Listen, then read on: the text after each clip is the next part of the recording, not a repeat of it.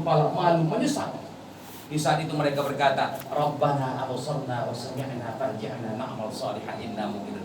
Tuhan, sudah kami lihat Tuhan. Dulu yang kau bilang di dunia Tuhan, hari ini nampak kami, betul itu Tuhan.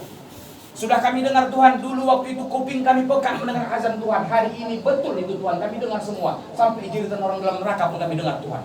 Farji'na na'mal shalihan inna mu'minun. Balikkan kami ke dunia Tuhan agar bisa kami beramal salih. Apa dijawab Allah? Maaf bro, terlambat ente. Jawab Allah apa? Al-yawma nansakum kama nasitum liqa'a yaumikum hadza. Hari ini kami lupakan kau kata Allah karena dulu kau lupakan aku kata Allah Subhanahu wa taala. Jelas ini Pak ya. Lalu apa yang mesti kita lakukan? Pak, poin pertama hadis. Kum fid dunya gharibun. Jadilah kamu di permukaan bumi ini sebagai pengembara. Au abiri sabil atau seorang musafir. Wa'udda nafsaka min ahlil kubur. Ingat, anggaplah dirimu akan kembali kepadaku. Kita pasti akan balik kepada Allah Subhanahu wa ta'ala. Bapak, orang-orang tua saya muliakan senantiasa dalam kemuliaan Allah Subhanahu wa ta'ala. Wa likulli ummatin ajal fa idza jaa ajaluhum la yu'akhkhar law kuntum ta'lamun. Setiap umat itu pasti akan mati. Wa idza jaa ajaluhum, begitu sampai batas ajal itu la yu'akhkhar, memakai fi'il mudhari' majhul, tidak bisa diakhirkan law kuntum ta'lamun, kalau kamu tahu. Bapak, terus apa yang mesti kita lakukan dalam hidup? Apa yang mesti kita lakukan? Pak, begitu mau mati Pak, ini iblis 12 lapis. Makanya doa kita apa? Doa kita, ini ingat doa ini Pak, ingat ya. Allahumma rzuqna qabla al-mauti taubah. Ya Allah, karuniakan kepada kami sebelum kami mati, sempatkan kami bertobat kepada Allah. Wa indal mauti syahadah, dan ketika kami mau mati menghadapi sakratul maut, mudahkan lidah kami mengucap 2 kalimat syahadah. La ilaha. Kalau bisa yang mengingatkan itu adalah anak kita. Anak kita. Kenapa? Karena begitu dia lahir, kita azankan dia, kita dengarkan ke kuping kanannya kalimat la ilaha illallah. Dalam hati si ayah apa itu? Nak, hari ini kau datang ke dunia nak, aku ajarkan ke kuping kananmu nak kalimat la ilaha illallah nak. Aku pinta anak, di saat aku meninggalkan dunia, tolong juga ajarkan kuping kananku kalimat la ilaha. Tapi kadang bukan anak mengajarkan itu, tapi orang lah. Anak sekarang cuma selfie dengan handphone. Ayahku sudah mau lewat, tolong doa ayah. Iya kan? Kalau ada anak kayak gini, anak saya, bukan aku yang bilang, aku tanya ya. Bilang aja Pak, mohon maaf ini. Kita cerita. Harusnya Pak, karena pertarungannya dia mau mati itu dasarnya 12 lapis iblis. Makanya orang mau mati itu Pak, posisinya dalam keadaan haus dan lapar. Di mana kita jumpai? Lihat buku Kado Kematian karya Ramadan Al-Banjani. Lihat. Haus, lapar, disitulah iblis menawarkan. Ku kasih kau minum, tapi katakanlah bahwa Allah bukan Tuhan. Dikasih makan, katakan bahwasanya Nabi Muhammad bukan nabimu. Disitulah makanya peran anak datang mengucapkan lakinu mautakum bila ilaha illallah. Ajarkan orang mau mati itu dengan kalimat la ilaha. Pelan ya pelan. La ilaha illallah. Bayangkan, cakap ya ucapkan la ilaha illallah. Kalau uak kita, bilang la ilaha, tak berhenti. Pelan. Jangan buat macam tahlil ya. Kau itu jangankan iblis, uak itu pun lewat itu. Iblis memang lari dengan kalimat itu, ya kan? Lari itu kalimat la ilaha illallah. Sampai kata Nabi, ahlakuni bila ilaha illallah. Manusia menghancurkan aku dengan kalimat la ilaha illallah, kata iblis. Hancur dia. Jangankan iblis, uak itu pun hancur kalau macam talqin terbuat. La ilaha illallah, la ilaha illallah. Apa tak lari uak dia? Ini cerita hukumnya ini. Dibikin gaya-gaya lelucon supaya jangan mengantuk. Aku yakin muka-muka lapar ini. Ya Pak kan maaf.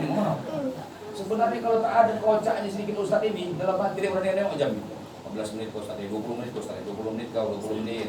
Waktu kau tinggal 10 menit lagi. Ya. Tuh. La ilaha illallah. Suruh anak kita, suruh istri suruh. Dek, ketika nanti anak tak mau, tolong kau ajarkan aku kalimat la ilaha illallah di saat menghadapi sakratul maut.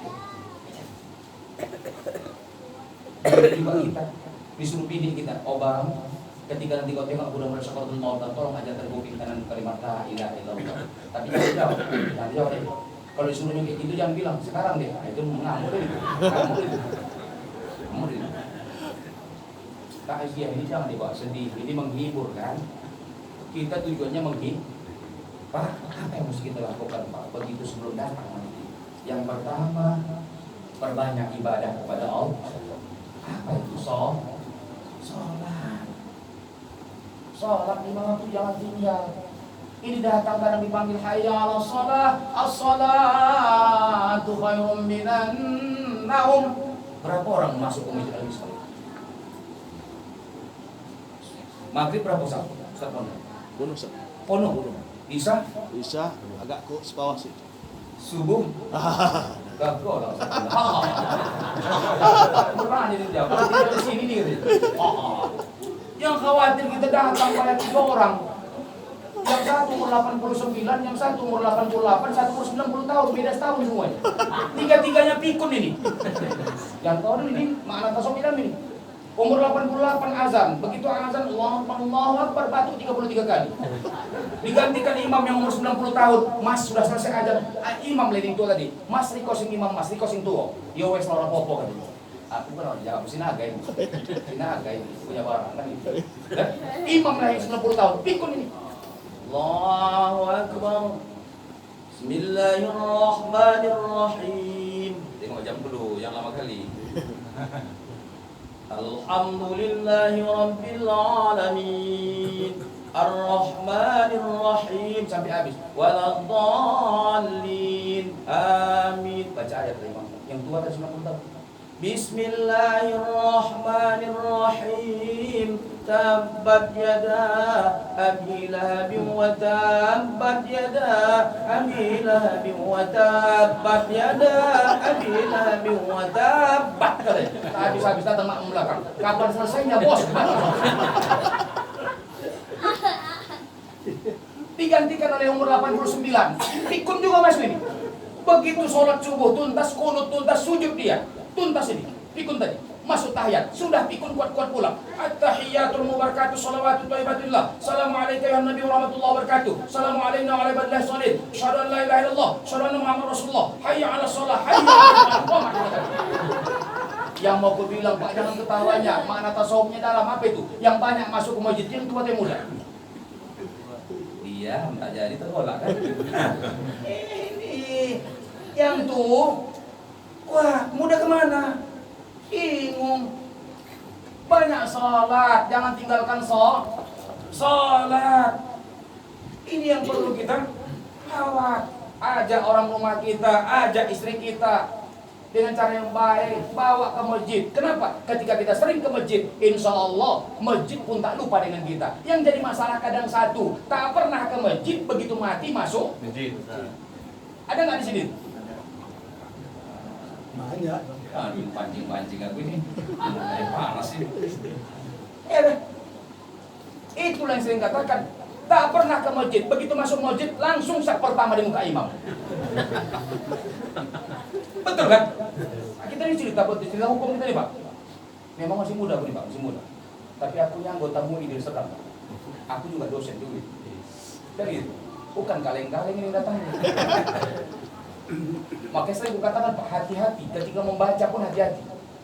Membaca istighfar hati-hati. Ada baca astaghfirullahalazim, ada baca astaghfirullahul azim. Apa bedanya? Kalau dibaca astaghfirullahal azim artinya aku mohon ampun kepadamu ya Allah yang Maha Agung. Kalau dibaca astaghfirullahul azim, Allah meminta ampun kepada kita. Kenapa di sini? Hati-hati. Ini kerjaan nahu, bukan nahu, kerja nahu, kerja seorang perubah bentuk. Makhrajnya gimana? Yang kita bahas lagi. Kalau panjang kali agak mulai terasa. Bukan orang bapak yang terasa, apa yang terasa? Sholat. Perbanyak sholat. Yang mau saya katakan begini Pak. Sebentar aja sedikit. Kita ini sholat bagus, tapi kadang kata cara sholat sudah yang bermacam-macam orang. Cara angkat takbir pun banyak yang salah. Kemarin aku sholat di Belawan.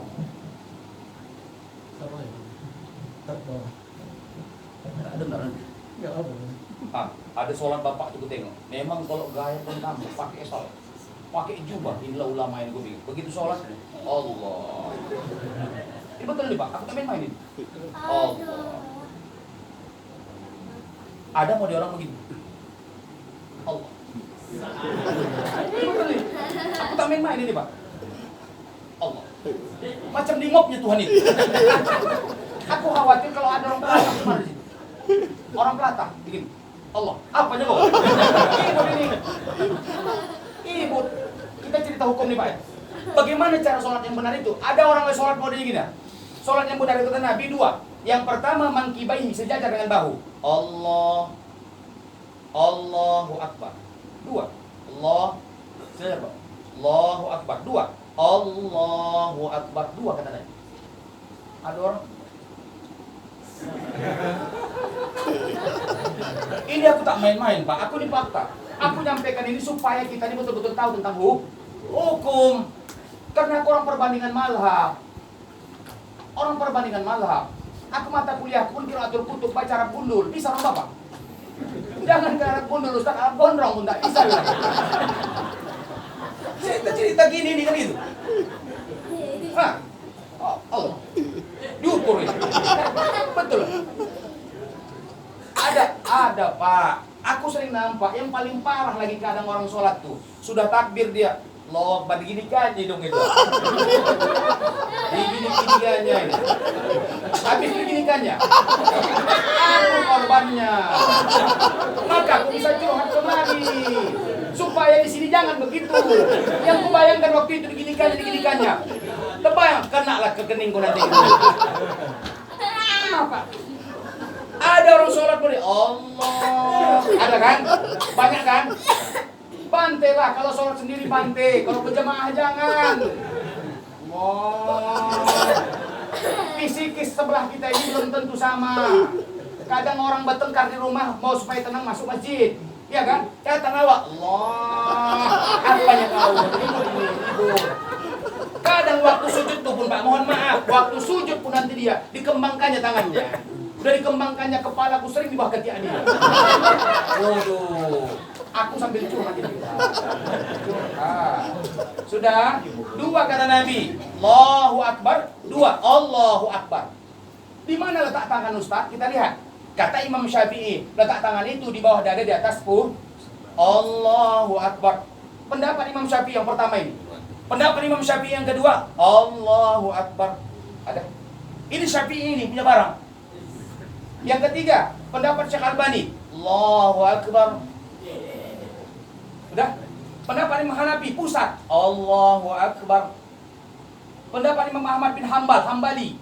Allahu Akbar. Imam Maliki Maroko.